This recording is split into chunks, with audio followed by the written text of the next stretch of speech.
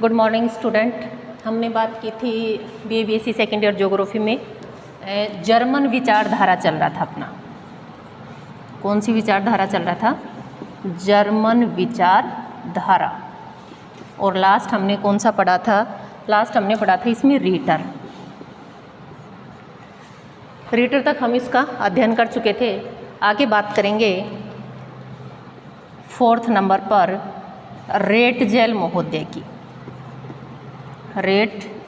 महोदय की। इन्होंने एक पुस्तक लिखी थी। पुस्तक का नाम था वाल्कर कुंडे। वाल्कर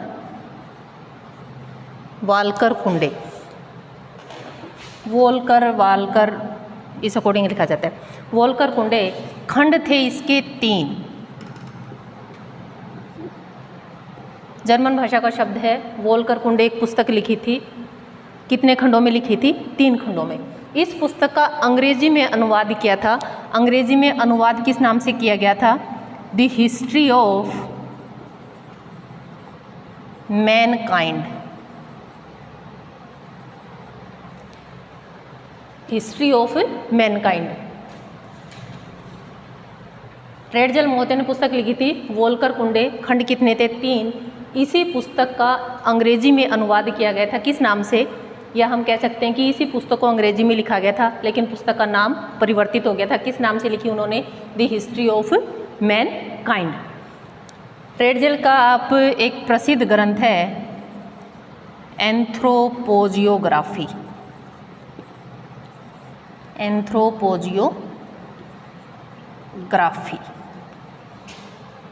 2 खंडों में इसकी रचना की गई और एक इनकी पुस्तक थी राजनीतिक भूगोल।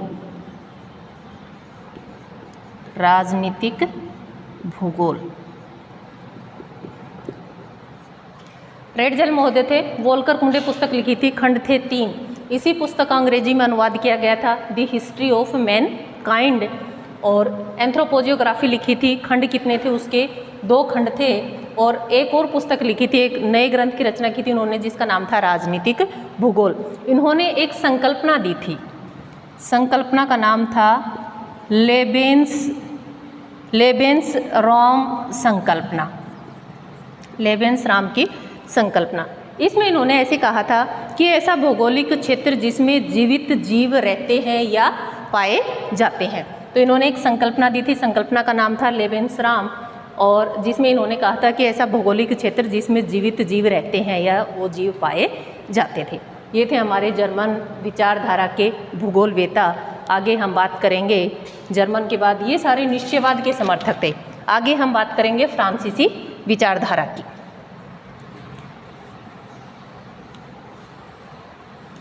आप इन पुस्तकों को थोड़ा सा अच्छे से पढ़ें। छोटे जो क्वेश्चन होते हैं उनमें इन पुस्तकों के बारे में पूछ लिया जाता है। फ्रांसीसी विचारधारा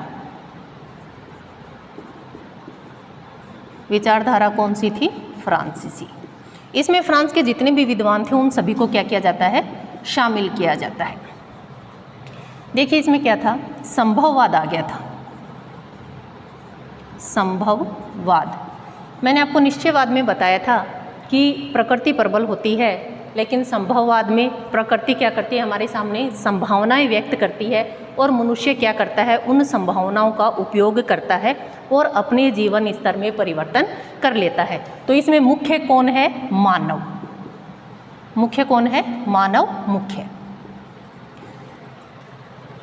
संभववाद विचारधारा जो फ्रांसीसी विद्वान थे वो इस संभववाद को मानते थे। उनका ऐसा मानना था कि प्रकृति मनुष्य के सामने संभावनाएं व्यक्त करती है और मनुष्य अपनी बौद्धिक स्तर और बुद्धि के आधार पर उन संभावनाओं का उपयोग करता है और अपने जीवन स्तर में परिवर्तन कर लेता है। बात आती है कैसे प्रयोग करता है। इन्होंने कहा कि नदियाँ निकलती हैं, प्राकृतिक है, मानव द्वारा निर्मित नहीं है। वातावरण ने हमें क्या दी? प्रकृति ने हमें क्या दी? नदी दी, नदियाँ दी। लेकिन मानव ने क्या किया? उन नदियों से क्या निकाल ली? नहरें निकाल ली, बिजली बना ली, सिंचाई के साधन विकसित कर लिए। तो मनुष्य ने क्या किया? खेती करना प्रारंभ कर दिया। उपजाऊ मिट्टी थी उसमें 3 या 4 फसलों का उत्पादन करना प्रारंभ कर दिया। तो मनुष्य ने क्या किया, इन नदियों से किसका निर्माण किया, नहरों का निर्माण किया, या नदियों पर बांध बनाकर बहुउद्देशीय परियोजनाएं बनाई, जिसके माध्यम से मनुष्य ने अपना विकास करना प्रारंभ कर दिया। पहले नदियों का जो अतिरिक्त जल होता था वह व्यर्थ ही बह जाता था या सागर महासागर में मिल जाता था, लेकिन उन्होंने नहरें बनाई और पूरे साल वर्ष भर सिंचाई के रूप में उस जल को उपयोग में करना प्रारंभ कर दिया। तो मनुष्य ने क्या किया, अपनी बुद्धि के अनुसार, प्रकृति ने हमारे सामने संभावनाएं व्यक्त की, लेकिन मनुष्य ने क्या किया, उस संभावनाओं का उपयोग किया और वर्ष भर खेती के लिए सिंचाई की सुविधाएं उपलब्ध करवा दी। ये था संभववाद, जिसमें प्रकृति और मानव में मुख्य कौन होता है, मानव होता है। फर्स्ट बात करते हैं ब्लाश की। पूरा नाम विडाल डी ला ब्लाश। हर क्षेत्र की अपनी विशेषताएं होती हैं, लिखा जाता है, मैं बता देती हूँ। विडाल डी ला और ब्लाश, डैश लगा लगा के लिखना है। इनका ग्रंथ था, ग्रंथ कह सकते हैं, रचना कह सकते हैं, फ्रांस का भूगोल।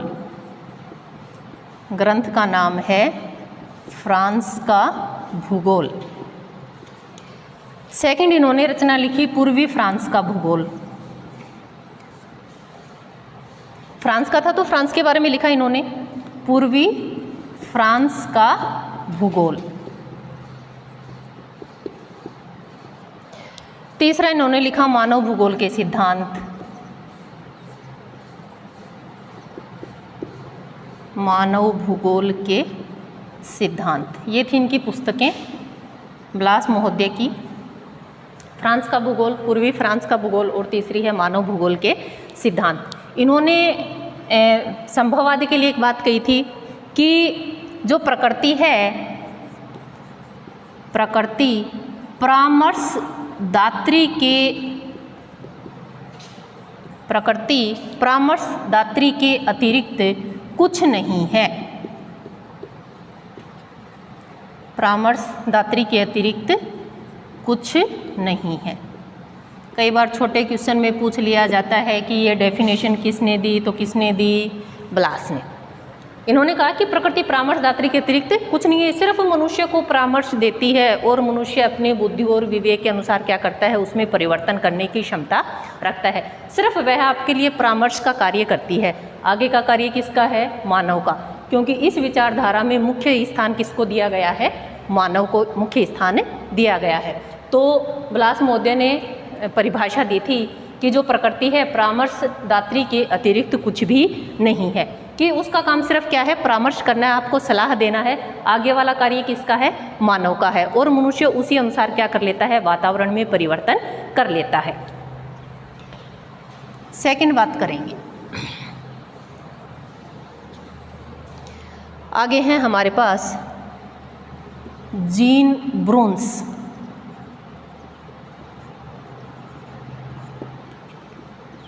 ये थे शिष्य, किसके थे, ब्लाश के। जीन ब्रून्स थे, शिष्य किसके थे, ब्लाश महोदय के। रचना कौन सी थी इनकी, मानव भूगोल।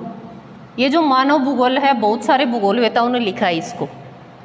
जिन्होंने भी मानव भूगोल के लिए कार्य किया, उन्होंने सबने एक एक अपना ग्रंथ लिखा है, मानव भूगोल, मानव भूगोल के सिद्धांत। तो पुस्तक का नाम था मानव भूगोल। और कितने खंडों में, 3 खंडों में। जीन ब्रून्स थे, शिष्य किसके थे, ब्लास महोदय के शिष्य थे, और इन्होंने एक पुस्तक लिखी थी। पुस्तक का नाम था, रचना या ग्रंथ लिख सकते हैं हम, मानव भूगोल के, मानव भूगोल। और कितने खंडों में इसका प्रकाशन हुआ था, 3 खंडों में। मैंने पिछली क्लास में आपसे एक बात पूछी थी, लुटेरी अर्थव्यवस्था। लुटेरी अर्थव्यवस्था देखिए होती क्या है, लूटना एक तरह से, लेकिन लूटोगे किसको। आपने देखा होगा कि मानव द्वारा जितने भी खनिज या खनन कार्य किए जाते हैं वो किसके अंतर्गत आते हैं, लुटेरी अर्थव्यवस्था के अंतर्गत। कि मानव द्वारा किए गए खनन कार्य, मानव द्वारा किए गए खनन कार्य, क्या मानव को जितनी आवश्यकता है उतना ही खनन कार्य करता है? वो नहीं करता है। क्यों नहीं? क्योंकि जैसे जैसे मनुष्य अपने जीविकोपार्जन के साधनों में विकास करता है तो वह इतना ही खनन कार्य नहीं करता है कि भावी पीढ़ी के लिए हम उसको छोड़ दें, बल्कि वह अपने अत्यधिक लाभ कमाने की दृष्टि से क्या करता है? खनन कार्य करता है। और आपको पता होगा कि एक समय ऐसा आता है जब ये खनिज हमारे क्या हो जाते हैं? समाप्त हो जाते हैं, और हम कह सकते हैं कि हमारी आगे आने वाली पीढ़ी के लिए हमारे पास खनन के नाम पर, या हम कह सकते हैं कि खनिज संसाधनों के नाम पर कुछ भी नहीं रहेगा। तो इसको उन्होंने नाम क्या दिया?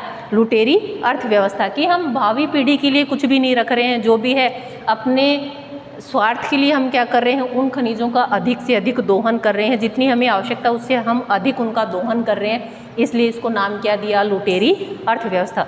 छोटे क्वेश्चन में पूछा जाता है कई बार कि लुटेरी अर्थव्यवस्था क्या है? 2 नंबर का 1 नंबर का क्वेश्चन आ जाता है, तो उसमें लुटेरी अर्थव्यवस्था क्या है? कि मानव द्वारा किए गए खनन कार्य को हम क्या कहेंगे? लुटेरी अर्थव्यवस्था। क्योंकि ये प्रकृति द्वारा हमें प्राप्त हैं और इनका जो भंडार है वो सीमित है। एक समय ऐसा आएगा जब ये खनिज संसाधन हमारे क्या हो जाएंगे? समाप्त हो जाएंगे, और हम भावी पीढ़ी को इन खनिज संसाधनों के नाम पर हम उनको कुछ भी नहीं दे पाएंगे। इसलिए नाम क्या पड़ा इसका? लुटेरी अर्थव्यवस्था। जीन ब्रुन्स महोदय हैं, आपने सुना होगा कि जो शिष्य होते हैं अपने गुरु के पद चिन्हों पे चलता है, और ये भी निश्चयवाद का समर्थक था। इसने अपनी जो डेफिनेशन दी उसमें कहा था कि मनुष्य वातावरण का दास नहीं है। वातावरण का दास नहीं है। कौन मुख्य है इसमें? मानव। मुख्य कौन है? मानव।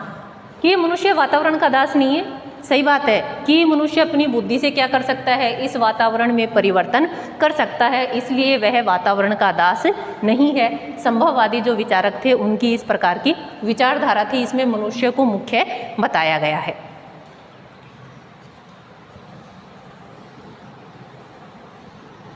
अब नेक्स्ट बात हम करेंगे लयूसियन फैब्रेआई।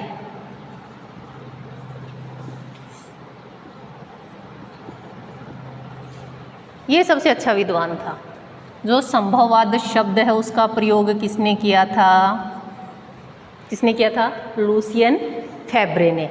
और सर्वप्रथम इस विचारधारा का जनक भी कौन है? लूसियन फैब्रे। जो संभववादी विचारधारा है उसका जनक कौन है? लूसियन फैब्रे। और संभववाद शब्द का सबसे पहले प्रयोग भी किसने किया था? लूसियन फैब्रे में। छोटा क्वेश्चन आ जाता है, कंपटीशन एग्जाम में भी आ जाता है, और आपके BA BSc सेकेंड ईयर में मैप के साथ जो छोटे क्वेश्चन आते हैं उसमें पूछा जा सकता है कि संभववाद शब्द का सर्वप्रथम उपयोग किसने किया था? तो हम कहेंगे फैब्रे ने। और संभववाद विचारधारा का जनक या जन्मदाता कौन है? वो भी कौन है? लूसियन फैब्रे। इन्होंने डेफिनेशन लिखी थी, कहा था इन्होंने कहीं अनिवार्यताएं नहीं हैं, अनिवार्यताएं नहीं हैं,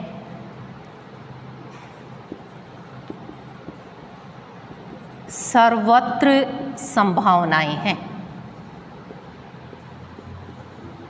सर्वत्र संभावनाएं हैं। ये डेफिनेशन दी थी इन्होंने, फैब्रे जी ने, कि कहीं अनिवार्यताएं नहीं हैं, सर्वत्र क्या है? संभावनाएं। ऐसा कुछ नहीं है कि जो आपके लिए करना अनिवार्य हो, आपके लिए हर जगह क्या है? संभावनाएं हैं, लेकिन आपको क्या करना है? उन संभावनाओं का उपयोग करना है और अपने जीवन स्तर में परिवर्तन करना है। आपने देखा होगा कि प्राचीन काल में जब मानव होता था, चाहता तो उसी अनुसार खेती कर लेता, लेकिन धीरे धीरे क्या हुआ? बुद्धि का विकास हुआ। जो भी संभावनाएं उसके सामने मिली, उन्होंने क्या किया? उस संभावनाओं का उपयोग किया, और वर्तमान समय का जो खेती या कृषि करने का जो प्रारूप है उसमें क्या हो गया? परिवर्तन हो गया। तो इन्होंने कहा कि ऐसा कुछ भी नहीं है जो आपके लिए करना अनिवार्य है, संभावनाएं हैं, इस अनिवार्य को छोड़ दीजिए, जो आपके सामने संभावनाएं हैं आप उनका उपयोग कीजिए और उसमें परिवर्तन आपको देखने को मिलेगा। कह सकते हैं कि मुख्य कौन है? मानव, क्योंकि परिवर्तन कौन कर सकता है? परिवर्तन करने की योग्यता किसकी है? मानव की। तो अनिवार्यताएं नहीं हैं, बल्कि क्या हैं? संभावनाएं हैं, और मनुष्य को उन संभावनाओं का उपयोग करना है और अपने जीवन स्तर में परिवर्तन करना है। ये थी हमारी फ्रांसीसी विचारधारा। नेक्स्ट हम बात करेंगे ब्रिटिश विचारधारा की। कई बार छोटे क्वेश्चन आते हैं, निम्न में से कौन फ्रांसीसी विचारधारा से संबंधित है। तो जो नाम लिखवाए हैं वो सारे कहाँ के हैं, फ्रांस के। तो आप इसके अनुसार अपनी एक अलग से टेबल बना लीजिएगा ताकि आपको याद करने में क्या रहे, आसानी रहे। बात करेंगे ब्रिटिश विचारधारा। ये वही ब्रिटिश हैं जो भारत में आए थे। फूट डालो राज करो की नीति वाले। इसमें था मैकिंडर। देखिए, जिस प्रकार की सोच होती है वो हर जगह प्रदर्शित होती है। इन्होंने एक संकल्पना दी थी, निश्चयवाद का समर्थक था, हृदय स्थल संकल्पना। देखिए क्या होता है, यहाँ भी इन्होंने अपनी उस विचारधारा को पालन किया है, हृदय स्थल संकल्पना।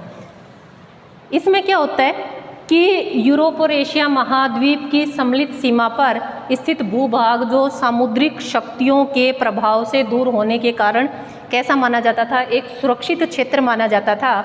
और इसी आधार पर जर्मनी में एक विचारधारा का प्रतिपादन हुआ था। जर्मनी में जो विचारधारा आई थी उसको बोलते हैं भू राजनीति। लेकिन इसका अर्थ क्या है वो देखिए आपने देखा होगा कि जो भाग समुद्र तट से लगते हैं वहाँ पर कोई भी आक्रमण कर लेता है और उस देश को अपने वर्चस्व में ले लेता है। या जैसे भारत था, समुद्री सीमाएं लगती थी, खैबर और बोलन दर्रे थे, दर्रों से आते थे या समुद्री। तो इन्होंने कहा कि यूरोप और एशिया का ऐसा क्षेत्र है जिसको हृदय क्षेत्र बोला जाता है। वो क्या है, समुद्र तल से दूर है, जिसके माध्यम से समुद्र से कोई लुटेरा आकर उस पर क्या नहीं कर सकता, आक्रमण नहीं कर सकता या उस पर अपना प्रभाव नहीं जमा सकता। तो इसके लिए उन्होंने एक संकल्पना दी थी कि सबसे सुरक्षित क्षेत्र कौन है, ये हृदय स्थल है जो एशिया और यूरोप के मध्य पाया जाता है, लेकिन उसकी स्थिति कहाँ है, समुद्र से दूर है। इनका ऐसा मानना था कि इस क्षेत्र पर जिसका अधिकार होगा पूरे विश्व पर वह राज करेगा, क्योंकि उपजाऊ क्षेत्र था, शक्तिशाली क्षेत्र था। इस क्षेत्र पर जिसका अधिकार होगा वो पूरे विश्व पर क्या करेगा, राज करेगा। आपने देखा होगा कि ब्रिटेन वाले थे, कितने सारे उपनिवेश थे, कितने देशों को अपने अधीन कर रखा था, भारत, श्रीलंका, नेपाल, पता नहीं कितने ऐसे देश थे, अफ्रीका के बहुत सारे देश, जिन्होंने जो क्या थे इस ब्रिटिश या ब्रिटेन के, इसको इंग्लैंड भी बोलते हैं, ब्रिटिश या इंग्लैंड एक ही बात है, उनके क्या थे, उपनिवेश हुआ करते थे। अब आपने देखा होगा कि भाई मैप पे देखना, संसार के मैप पे ब्रिटेन एक छोटा सा देश है और उसकी जनसंख्या भी उस अनुपात में कम हुआ करती थी, लेकिन उसने इतने देशों में अपना वर्चस्व बढ़ा रखा था किस अकॉर्डिंग कि जैसे भारत में क्या करने आए थे, व्यापार करने आए थे, लेकिन धीरे धीरे क्या किया उन्होंने, वहाँ पर अपना शासन स्थापित कर लिया। तो जो हृदय स्थल संकल्पना थी मैकिंडर महोदय ने दी थी, इनका ऐसा मानना था कि एशिया और यूरोप का जो सम्मिलित क्षेत्र है, लेकिन वो क्षेत्र कहाँ है, उसके मध्य में स्थित है, लेकिन समुद्र से दूर है। समुद्र से दूर है इसलिए किस प्रकार का क्षेत्र है, सुरक्षित है, बाह्य शक्तियों से किस प्रकार है, सुरक्षित है। और जब यह सुरक्षित है, इस क्षेत्र पर जिसका अधिकार होगा पूरे विश्व पर उसका ही अधिकार चलेगा। तो ब्रिटेन वालों ने अधिकार किया है, नहीं किया, तो उन्होंने मैकिंडर ने हृदय स्थल संकल्पना दी थी। यहाँ से आपके कई छोटे क्वेश्चन बनते हैं कि मैकिंडर कहाँ के थे, ब्रिटेन के थे, कौन सी संकल्पना दी थी, हृदय स्थल संकल्पना दी थी, होता क्या है बताएंगे आप, सम्मिलित क्षेत्र होता है और हृदय क्षेत्र बोलते हैं जिसको, और वो जो इस हृदय क्षेत्र पर राज करेगा वह पूरे विश्व पर राज करेगा। पहले देखिए किस प्रकार की संकल्पनाएं होती थी, एक ही मुख्य उद्देश्य होता था कि अपने साम्राज्य का विस्तार करना, एक ही मुख्य उद्देश्य होता था कि अपने साम्राज्य का विस्तार करना।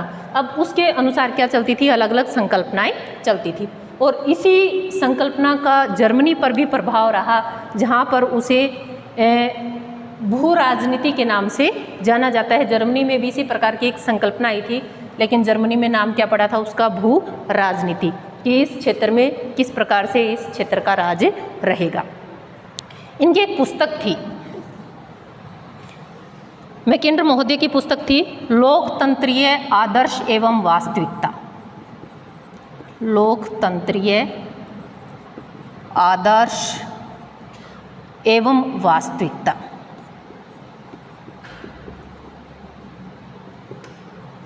इन्होंने पुस्तक लिखी थी मैकिंडर महोदय ने, लोकतंत्रीय आदर्श एवं वास्तविकता। मैकिंडर महोदय के बाद PM रॉक्सबी, अब अंग्रेज हैं तो ऐसे ही नाम मिलेंगे, याद आपको करने पड़ेंगे। इन्होंने मानव प्रदेश की संकल्पना दी थी, मानव प्रदेश की संकल्पना।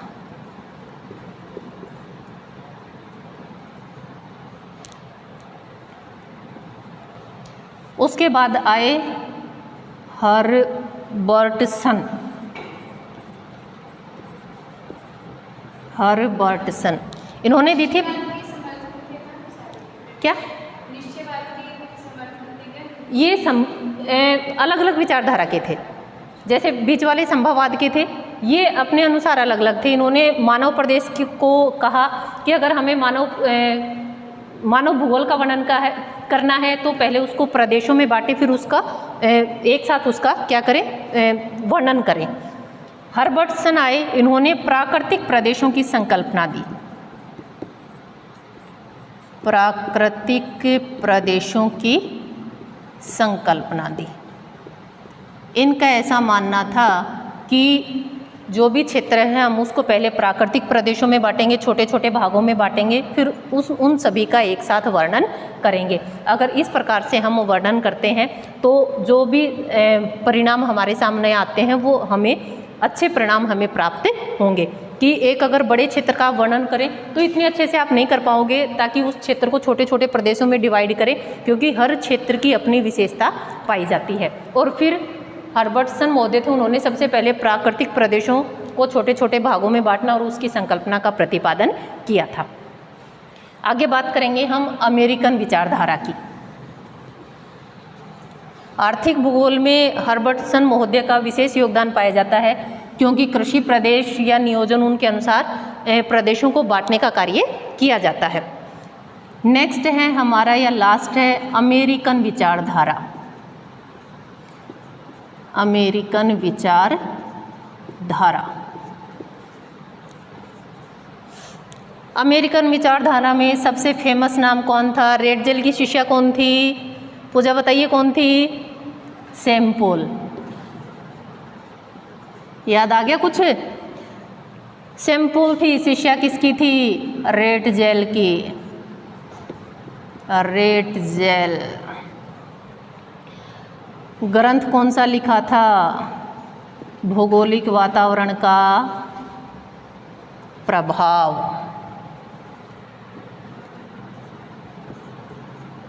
भौगोलिक वातावरण का प्रभाव। देखिए इनकी बड़ी फेमस परिभाषा है। इन्होंने कहा था कि मनुष्य क्या है? पृथ्वी का, या कह सकते हैं कि प्रकृति क्या करती है? मनुष्य को हर स्थान पर नियंत्रित करती है। ये निश्चयवाद की समर्थक थी, इसमें प्रकृति मुख्य थी। जो रेडजेल थी, सैमपोल थी, वो निश्चयवाद थी, इसमें प्रकृति मुख्य रहती है। इसने कहा था कि मनुष्य क्या है? धूल का कण है। पृथ्वी जब चाहे उसको समाप्त कर सकती है, जब चाहे उसको बना सकती है। वह मात्र उसके लिए क्या है? धूल का कण है। कहने का अभिप्राय ये था कि मानव जितना भी विकास कर ले, प्रकृति 2 मिनट में क्या कर सकती है? उसको बराबर कर सकती है। भूकंप आई, बाढ़ आई, क्या किया? मनुष्य को 50 वर्ष लगे विकास करने में, लेकिन प्रकृति को 2 मिनट लगे, 2 घंटे लगे, और उसने क्या कर दिया? सब तहस नहस कर दिया, भारी नुकसान कर दिया। बाढ़ आ गई और सारा क्या कर दिया? बराबर कर दिया। ये निश्चयवाद की समर्थक थी। शिष्या किसकी थी? रेडजेल की। और थी कहाँ की? अमेरिका की। इसके बाद टेलर महोदय आते हैं।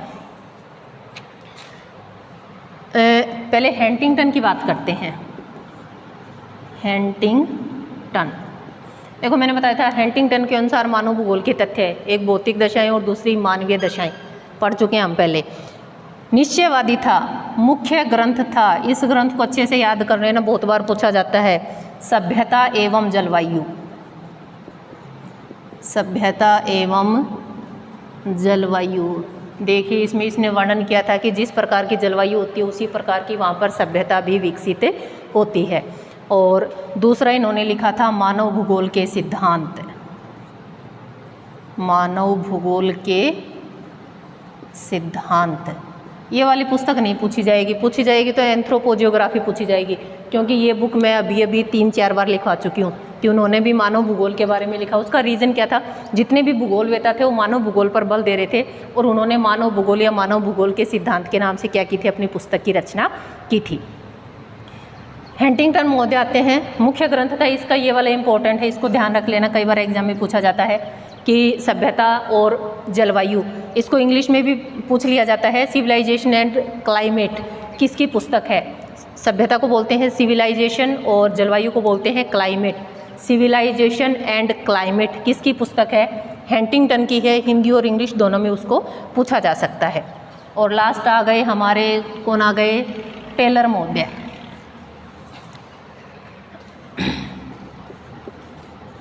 टेलर महोदय, इन्होंने कहा भाई क्यों झगड़ा कर रहे हो? कुछ ने कहा मानव मुख्य है और कुछ ने कहा प्रकृति मुख्य है। टेलर का काम होता है सीलना, सीलने का काम किया। इन्होंने कहा कि इन दोनों को छोड़ दो और एक नई विचारधारा ले आओ।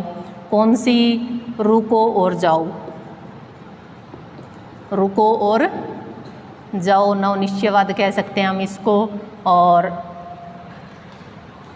इसमें क्या होता है, टेलर महोदय ने ऐसे कहा कि न तो प्रकृति मुख्य है और न ही मानव मुख्य है। समय के अनुसार कभी प्रकृति मुख्य है और कभी मानव मुख्य है, कि न तो मनुष्य प्रकृति का दास है और न ही प्रकृति मनुष्य के अनुसार कार्य करती है। दोनों में सामंजस्य रहता है, कभी प्रकृति प्रबल रहती है और कभी मानव प्रबल रहता है। इन्होंने एक सिद्धांत और दिया था, सिद्धांत का नाम था प्रवास कटिबंध सिद्धांत। प्रजातियों का वर्णन किया था, प्रजातियों पर यह सिद्धांत आधारित है। इसमें इन्होंने क्या किया था कि मध्य एशिया में मानव की उत्पत्ति होती है और जहाँ जैसे सबसे पहले निग्रोइड आते हैं यहाँ, उसमें क्या होता है, सबसे पुरानी प्रजाति हैं, जैसे ही नई प्रजातियाँ विकसित होती हैं वो क्या करती हैं, इनको यहाँ से खदेड़ देती हैं। ये आ जाते हैं बाहरी भागों में, ये आ जाते हैं बाहर की तरफ, और नवीन प्रजातियाँ हैं वो महाद्वीपों के आंतरिक भागों में, और जो प्राचीन प्रजातियाँ हैं वो महाद्वीप के बाहरी किनारों पर पाई जाती है। इससे संबंधित उन्होंने एक सिद्धांत दिया था जिसकी हम आगे विस्तार से वर्णन करेंगे। प्रवास कटिबंध सिद्धांत प्रजातियों से संबंधित है कि विश्व में कौन कौन सी प्रजातियां पाई जाती हैं और उन प्रजातियों का विकास किस प्रकार से हुआ। अब आपने देखा होगा कि पहले आपस में युद्ध हुआ करते थे, आक्रमण हुआ करते थे। जो शक्तिशाली होता था वो उस क्षेत्र पर अपना अधिकार कर लेता था, जो पुरानी जनजातियां थी उनको खदेड़ दिया जाता था, नई प्रजातियां उत्पन्न होती थी उनको खदेड़ देते थे। तो नवीन प्रजाति तो महाद्वीप के आंतरिक भागों में पाई जाती थी, जबकि जो प्राचीन प्रजातियां हैं वो महाद्वीप के बाहरी किनारों पर पाई जाती हैं। अब पूछें कि नई नई प्रजातियों का उदय किस प्रकार से हुआ। दो प्रजातियों के मिश्रण से एक नई तीसरी प्रजाति की उत्पत्ति हुई। आगे हम इसी में उसको डिटेल से पढ़ेंगे। इन्होंने भी अपना एक सिद्धांत दिया था, भू शांति विचारधारा। टेलर महोदय, भू शांति विचारधारा। देखिए क्या है, भूमि के अनुसार शांति बनाए रखें, इस प्रकार की विचारधारा। इन्होंने कहा कि ऐसे देश जो विकसित हैं, समृद्धशाली देश हैं, वो क्या करते हैं, दूसरे जो विकासशील देश हैं या ऐसे देश हैं जो कह सकते हैं कि जो समृद्ध नहीं है या शक्तिशाली नहीं है, वो क्या करते हैं, उन देशों पर अधिकार कर लेते हैं।